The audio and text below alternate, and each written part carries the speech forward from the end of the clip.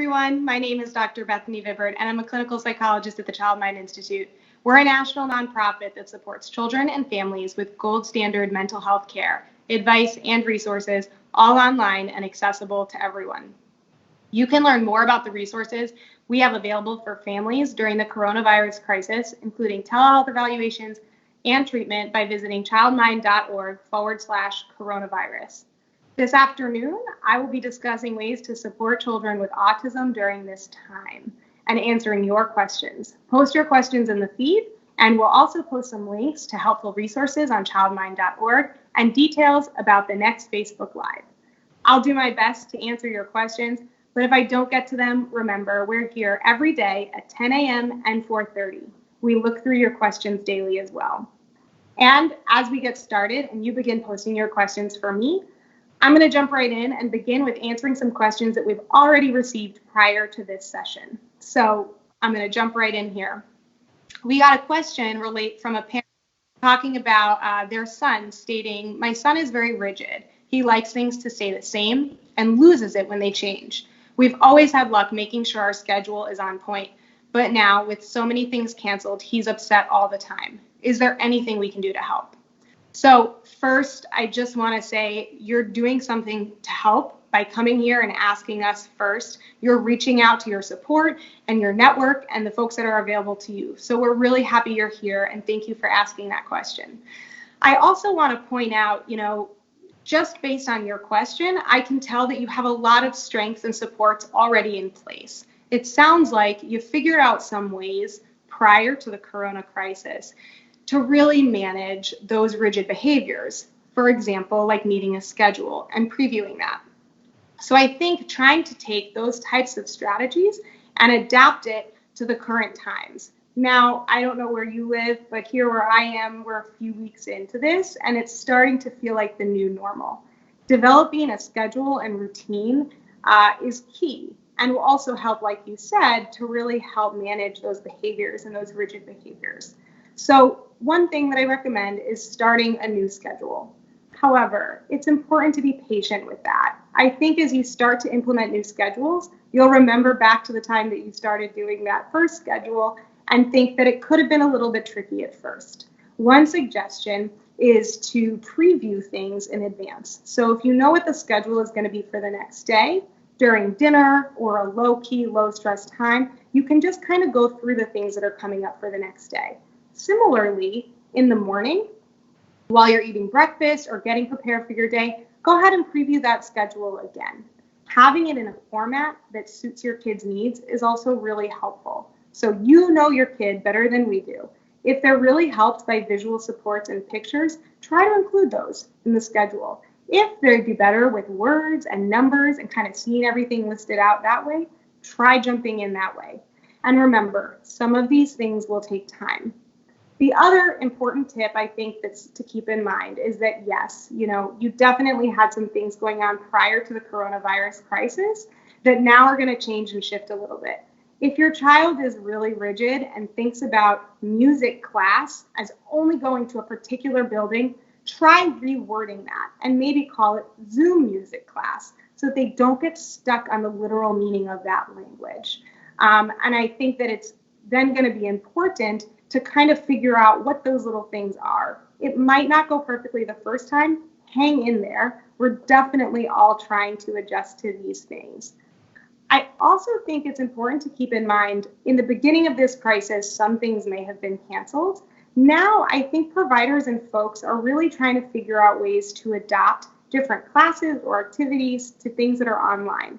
I highly encourage you to reach out to any of those activities or people that they may have interacted in frequently and try to set up online get-togethers, or maybe a craft that he can do with someone virtually where he has his and the other person has theirs on the other side of the screen. Kind of coming up with some creative solutions to maintain some of those activities and not have to cancel everything. So I really want to thank you for that question, and I know that you're definitely not alone in thinking that. On a very similar topic, I think we got another question that's related to some services that may have been canceled or changed and how to stay in contact with those providers. So someone submitted a question saying, My son's OT obviously can't come to our house anymore. She was a rock for our family, and now we are feeling totally lost. What can we do? My goodness, as a provider myself, this question really hits home because I too feel like I want to continue maintaining those relationships for my patients. You guys are also just as important to us. And I think that it is really easy to feel like those kinds of constant appointments or having people visit you in your home are a huge support. And I think that that's a very valid question. So one thing that's important to do that I highly recommend, regardless of whether you want to kind of continue services during this crisis or not, is to reach out to your providers, touch base with them, and see what they're willing and able to do. I know that here at Child Mind Institute, we're really excited because we've been able to adopt a lot of services that frankly, I wasn't even sure were possible to telehealth services. And that's really been helping me maintain a relationship with my patients and keep us on track, keep us kind of targeting those goals and things we were working on.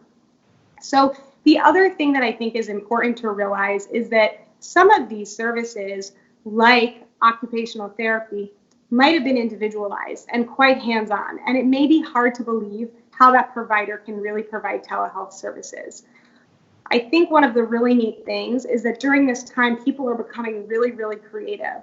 And I also know that parent-mediated therapies, that is where the provider kind of coaches the parent and the parent or caregiver then implements these strategies in their home, are actually quite successful. So I highly encourage you to reach out to this provider and see what kinds of strategies can be used and how they can help coach you and implement those things. That may be necessary, and maybe even setting up just a quick hello will help keep you, your child, and your family on track. I just got another question coming in.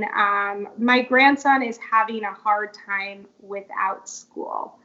Yes, absolutely. I think a lot of children are having a hard time without school, and I think caregivers are also having a hard time without school. I would encourage you, all schools are doing things differently right now. Some schools are providing online curriculums or meetings online with teachers or their class. Other schools are sending packets home or kind of taking a break and seeing ways they can integrate academic tasks. I would encourage you to try to think about what in particular maybe your child is missing from school. Is there a favorite subject that he really enjoys? Or is there a favorite teacher that he's really feeling disconnected from? And try to make those connections and incorporate that in other creative ways, like we've talked about, via tele kind of communication, Zoom, Skype, FaceTime, things like that. I also think that part of what helps many children be so successful in school is that structure. There's a sense of predictability. There's a sense of I'm going here, I'm going to learn something, and I know what's coming to be expected. One of the ways we can sort of help with that is by implementing a similar structure at home. Not only, I think, would this help your grandchild, it also really helps providers and caretakers because it gives you a set routine as well. You might know when they're going to be engaged in certain things and need your help and when you might be able to take a break. I really enjoyed listening to my colleague, Dr. Bussman this morning talk about self-care and having a schedule where you can say, this is an independent activity he can do is going to be really, really helpful in also then saying when you can engage in self-care and you can do activities and things that are meaningful and purposeful for you. So I think that that's a very valid concern. And I think as we progress, we're finding a lot of folks are having difficulty without going to school. And trying to set up that same structure in the home can be really, really beneficial to these children at this time. I also see another question that we have here that's been brought up many times to me on several platforms, actually. My toddler has a speech delay and possibly autism. We've been going through the eval process, but now everything is up in the air. I always hear about how important early intervention is, and I'm feeling very worried. Is there anything we can do at home to at least get started? This is a question, again, pretty near and dear to my heart because I do provide early intervention services as well as those early evaluations. And I can tell you, some of my evaluations were kind of chopped in half as well as a part of this. So I really do appreciate you bringing that up. And I know a lot of folks, a lot of parents I work with have been reaching out to me with this similar question. There are things that you can do to sort of get started at home, like you said. One of the things that we know is that helping parents implement lots of strategies and support in the home helps children generalize skills. And I think that it's important to keep in mind that you are providing learning opportunities to your child throughout the day. Learning opportunities to develop skills and grow in different areas is not necessarily isolated to those specific therapy sessions or early intervention sessions. So the fact that you've already started thinking about things you can do means you're on the ball and ahead of the game. So I'll start by providing a few tips and things that I go through with parents when I start services with them immediately after those first-time diagnoses.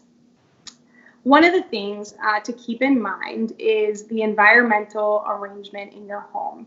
If you're trying to engage your child in a specific learning opportunity or a specific interaction that you want to help them gain a skill in, targeting certain environmental arrangements is important.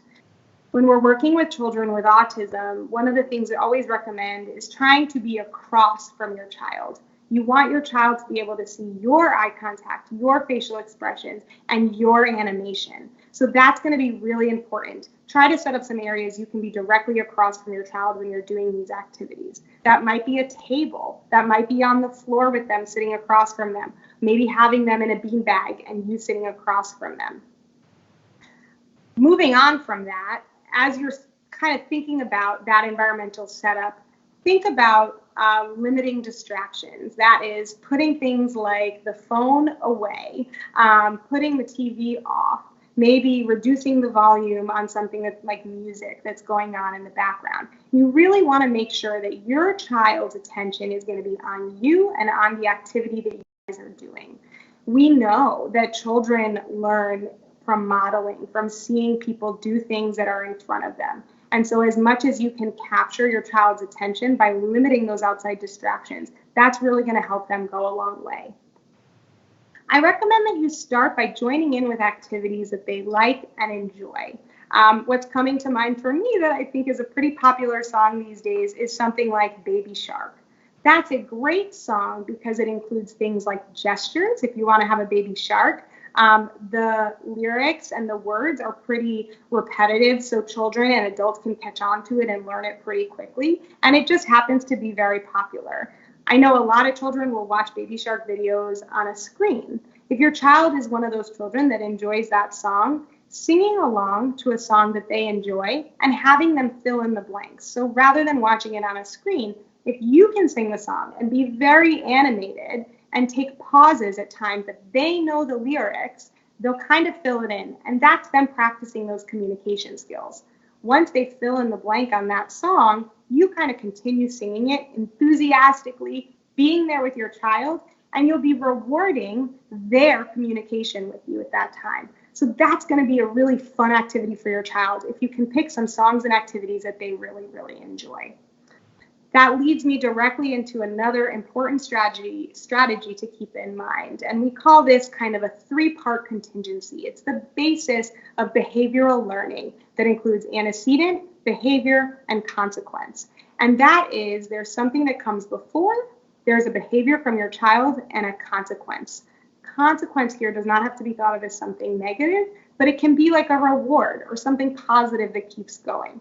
So if you're trying to think about enhancing in your situation, your child's speech, think about how you can set up a situation in order to encourage that behavior, that speech production, and then how you can reward it directly. So for example, if a child is requesting something from you, like their blue car, a direct and natural reinforcement for their beautiful request for a blue car is giving them the blue car. And that's going to link that their behaviors have meaningful consequences. And when they use speech, those things are going to be meaningful.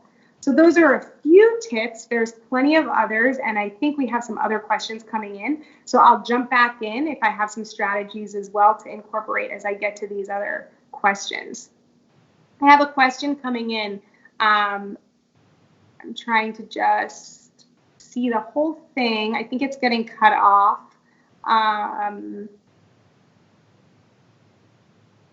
Oops, I'm so sorry.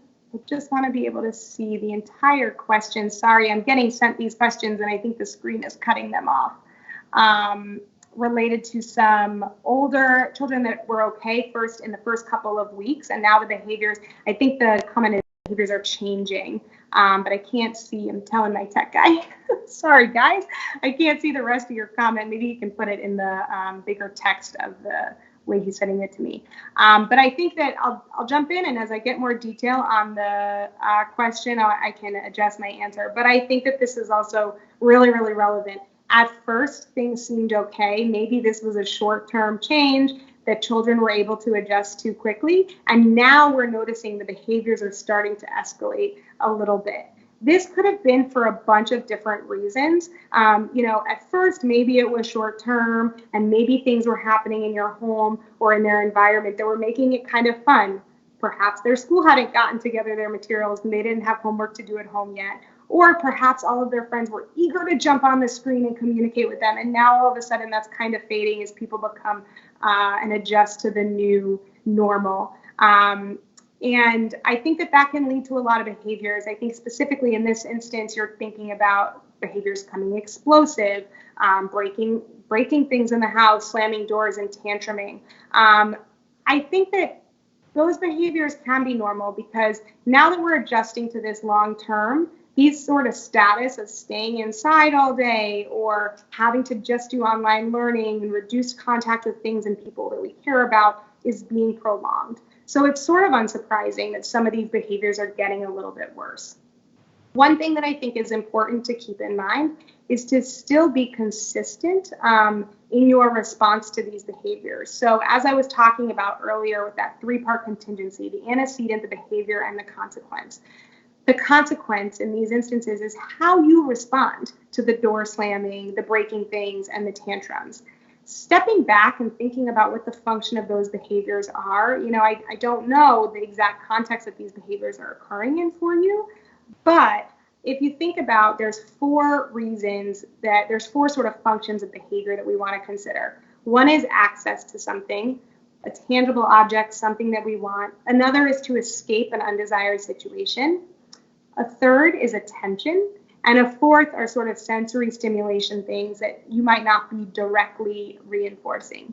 In this instance, I'm not sure exactly when these behaviors are happening, so it's important to kind of think about and plan and maybe try to track some of these behaviors. Is it usually happening when she's about to start her math online, and that is just a really tough subject for her, and then we see an increase in those behaviors? In that instance, the function of that behavior would be to escape it. Maybe she doesn't want to do math, so she's explosive, she's getting really, really sick of doing math on the computer all the time, and she wants to get out of it.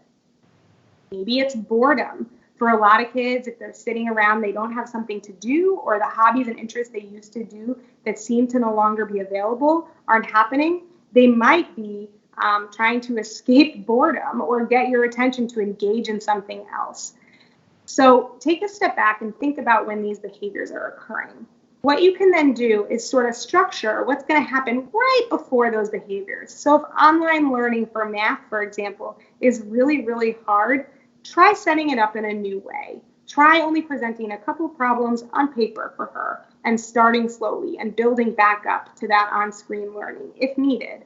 The other thing to think about is the consequence. So again, if it's like before math class online and she's doing a good job, make sure you're there, pay attention to that, and reward her immediately after those really hard times if she does engage and if she does participate. Think about constantly praising her for that behavior, and then also maybe small things she can earn later on or immediately after participating that are going to reinforce her behavior again for doing that. This could be something like a quick chat with her friend after she finishes math, or maybe it's a quick break, or maybe it's enjoying a favorite snack or having lunch right after math, so she has that time to kind of decompress. aftermath. So thank you so much for sending that in. It's definitely something that I'm not surprised that we're hearing about, and I think a lot of other folks are experiencing the same thing. I really do appreciate that. Getting back, let's see if we have any other questions, things coming in. I think that, again, related to the kind of temper tantrums and things getting out of control in your home also ties into that initial question that I started answering in terms of environmental arrangement, setting up your environment to reduce access to things, whether it be things that she can destroy or, things that are going to get in the way while she is supposed to be focusing on, is all part of that antecedent. It's all part of that A. We're setting up an environment that's going to be most conducive to someone being most successful during this time. It definitely takes some adjusting. I know even for myself, the setup that I had when I started working from home during this time had to be adjusted. I noticed different things going on where it was not going to work. I had to rearrange my furniture. I had to kind of come up with some new and creative solutions. So as those behaviors are sort of starting to escalate, try to continue doing the things that are working, but also, consider the things that might not be working and might be contributing to those outbursts and tantrums. Let's see if we have anything else specific, you guys. These are great questions, and I'm getting notifications and everything that these are things that a lot of parents are really, really struggling with. I think the other key and one of the important things to keep in mind here is that children, especially those with autism, that many of you guys have mentioned, can be a little bit more rigid, can be a little bit more inflexible sometimes, and these things take time. I want to take a moment to just sort of commend you and urge you to be patient. These things really do take time, and the learning curve for adjusting to this as a new normal will be, I don't think it will be a quick one. And so I think that kind of persistence and patience, both with your child, but also with yourself, are going to be really, really important during this time. I just got another notification coming in. My 11-year-old daughter, autistic child, has not been back in school since November, I think is what that says. Now they are pushing off the start again, and she's really working herself up. Anything to build her confidence back up. Great question. My goodness, these are definitely really trying times. I know I was just watching the news, and it's really unclear when some of these schools are going to start up again and when some of these things and services are going to get going again. We really don't have the answer to that. It definitely can contribute to someone working up anxiety and concern and what's going to happen. Great question on how to build her confidence back up. Starting school can be challenging for many folks, and it seems like these children are kind of going to have to restart all over again. Some of the things that you can think about is trying to practice those skills that your child will use in school at home during this time. So if she's particularly upset or nervous about things like math or reading or writing, practicing those things in low stress, low intensity moments while you guys have the time now.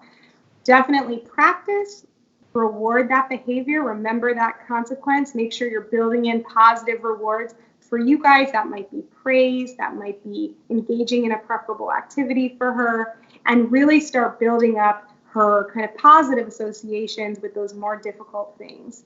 The other thing that can be really challenging for kind of going back to school is that change in schedule and that change in structure, and having to anticipate this is going to be yet another new change.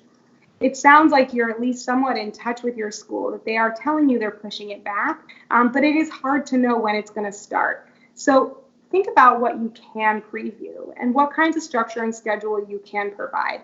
Maybe that's looking more in the short term.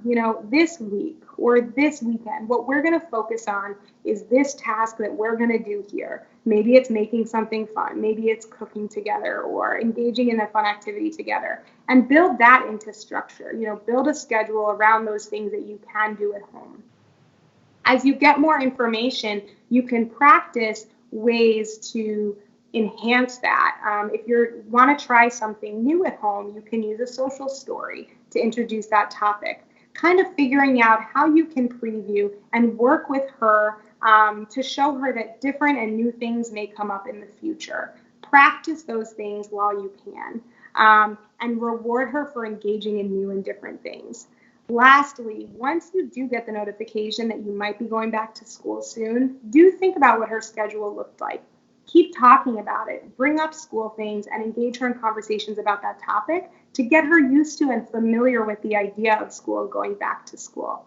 I want to thank you guys all so much. Your questions were really terrific, and I know not only, hopefully we were able to provide you some good information, but I really think that a lot of folks out there also have the same questions. So thank you guys so much. I hope it was really helpful. Remember, we are here every day at 10 a.m. and 4:30, and we look through your questions daily. So definitely check out the post for the next live coming up. I have some information here. Tomorrow at 10 a.m., you're going to be with Dr. Dave Anderson talking about managing gaming during coronavirus. And then later tomorrow afternoon at 4:30, Meg Glick is going to talk about building that positive parent-child relationship. So I just want to take this moment to remind you, the Child Mind Institute is here to help with the mental health and parenting needs of this corona crisis, no matter where you are. We have resources to help, from daily tips to consultations to gold standard telehealth treatments. Don't hesitate to go to childmind.org/coronavirus. Be safe, and thank you so much for joining me today.